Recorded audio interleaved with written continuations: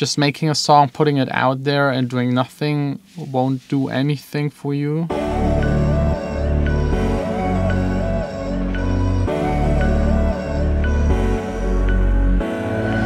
Hey guys, the new camera just arrived, so I'm back to normal vlogging, a little better quality. If you're interested in camera gear, just to let you know, I got the Sony 6500. It's a smaller camera, it's not full frame, so the quality might be a little bit less than the previous camera, but still should be top notch, no problem.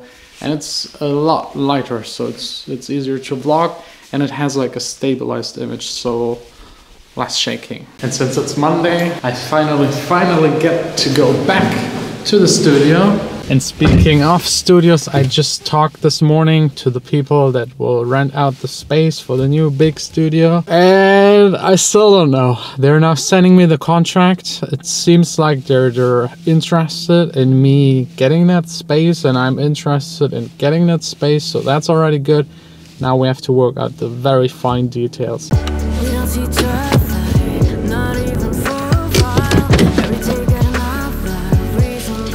There's really no way I could describe how nervous I am. I just want to know if this works with the studio. I hope it works. And once I sign that contract, I will be really relieved. But so far, no new news. But I got here some new news. This stuff is by the GEMA. That's the royalty collecting company here in Germany. No one really likes them because they charge everyone and never pay anyone. So now they're also collecting royalties from YouTube and pay that out to the artists. And as you might remember, I made a video a long time ago that's collecting bottles. €2.25. That's 3 cents more than I get from the GEMA. But maybe this has changed. Oh yes, it has changed. I think the last time I had, oh no, let's start early. The first time I had 50 cents, then it was like €1.50, then 90, and today it's almost 600. So the amount I lost destroying my camera yesterday, a quarter of it is back. And here's a second letter from them. Invitation. It's like the members meeting once per year, but it's only for people that make 50,000 plus. So I don't even know why they sent me this shit. But what's really interesting is this magazine. It usually lists like all of the writers, composers, the people that are behind the huge hits.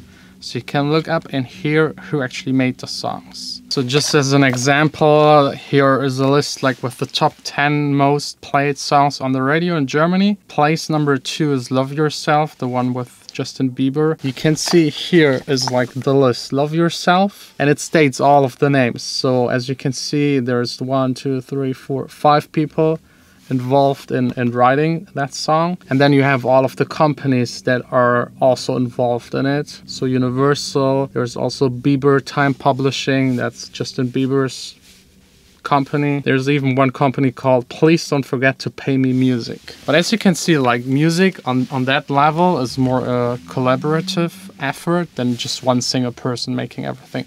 It's impossible. I think no one that is so high up in the charts is working just by themselves. It's, I don't know, probably not possible with all of the pressure and touring, and like having the highest possible quality means that you have to give other people that are more specialized certain tasks in the music making process. I'm not a big fan of it if you just make it to make more money, but if you want, for example, have strings in your songs and you can't play the violin, of course you need someone else to play it for you. 'Cause you ain't got no.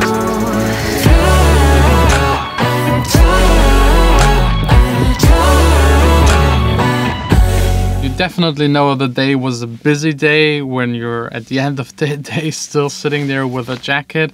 Didn't have any time for anything, just business stuff. I'm thinking about switching my distributor at the moment, and I also went into like my past releases and analyzed them to optimize them, the promotion and everything. And I figured out there's like a ratio how much money you should invest into a release and how much it should return. so that it's actually worth it. So let me actually share the secret with you. It's actually quite simple. So let's say I invest 500 euros in the promotion of a release, and the promotion nowadays is mostly just Spotify playlist. Then it should return 500 within the first month. Everything that comes after that is basically the plus you make, the profit. So the first month you should usually spend on promoting. So for example, my very first track, Dawning, I didn't do any promotion. I was lucky it got picked by Spotify and ended up in one of the biggest playlists in Germany for chilled house music. I think it made 800-900 euros in the first month and is now almost at 3 million plays, which is just amazing. And it's really just a rough estimate for me, the artist on my label, because it can vary heavily. If you're like a big artist or you get signed to a major, they will invest like 20, 30, 50, 100,000 in your first couple of releases, or maybe just in the first release. If you're Ed Sheeran or Justin Bieber, it's millions. But for smaller artists, if you're just starting out, I would still really highly recommend you to invest a little bit of money. Just making a song, putting it out there and doing nothing won't do anything for you. So maybe 20 bucks, 50 bucks in SoundCloud promotion if you're self-releasing. If you have a label, then maybe 100, maybe 200. Also, if you self-release your music on Spotify, it's important. And usually you will get the money back within the first month, maybe the first 2 months. And if not, you just know that something isn't really working. I mean, it's basically as it is in every other business. If you want to open up, I don't know, a doner place and sell doner, you have first to invest 50,000 to open it up, get the license, get the machines and everything.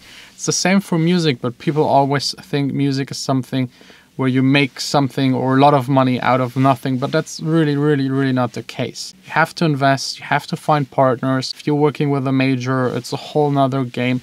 If you're doing everything yourself, like me, I try to put as much money as I have left into the promotion, and I'm trying more to think about in 5 years than now and today. So all the money that I don't put into getting new cameras because I break them, or drones and other stuff I just fail at, I just directly invest it back into my music, and the first month I get it back.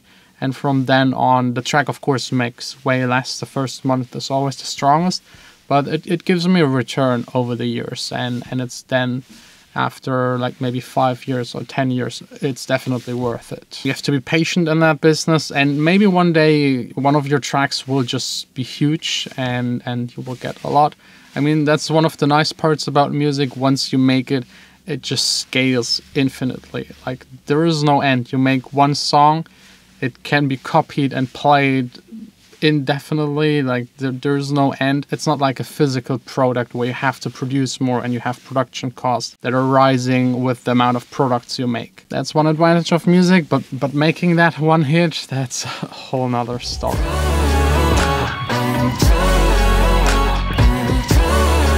You want to go and check out the new studio? Yeah, of course. Okay. I have to say I pranked you. And also you guys. It's your normal piece. Yeah, I'm sorry. No news. No news. Okay. I'm suffering.